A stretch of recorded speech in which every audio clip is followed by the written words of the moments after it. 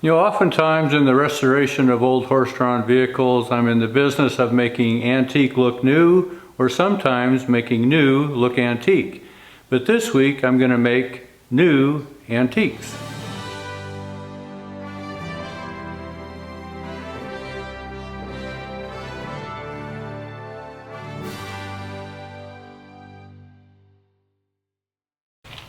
Well, I am incorporating some old original irons off of other wagons that I have salvaged into this new chuck wagon box.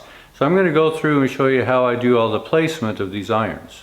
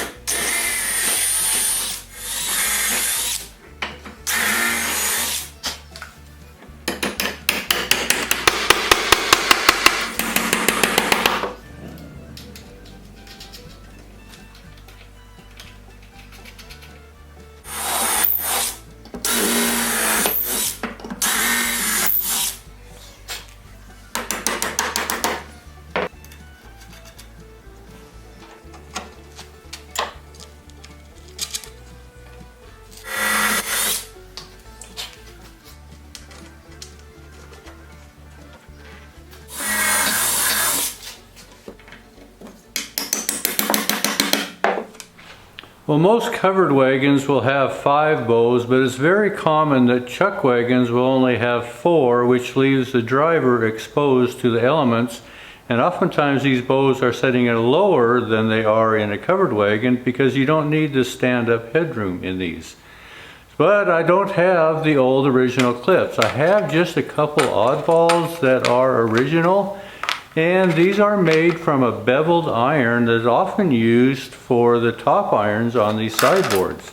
I have some old irons that I have salvaged, so I'm going to go through and incorporate some of these old original irons, but convert them into wagon bow clips instead of top irons.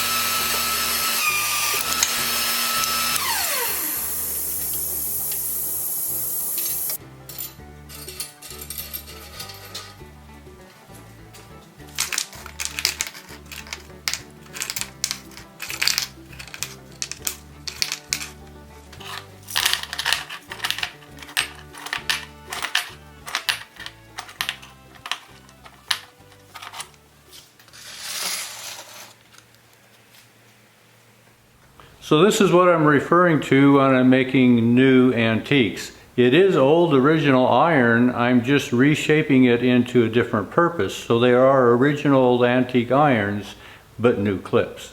Well, I have a set of plans that I've drawn out that I've taken off of old original wagon box sides. So I'm going to take these numbers that I show you here and incorporate them into the placement of the bow clips on this wagon.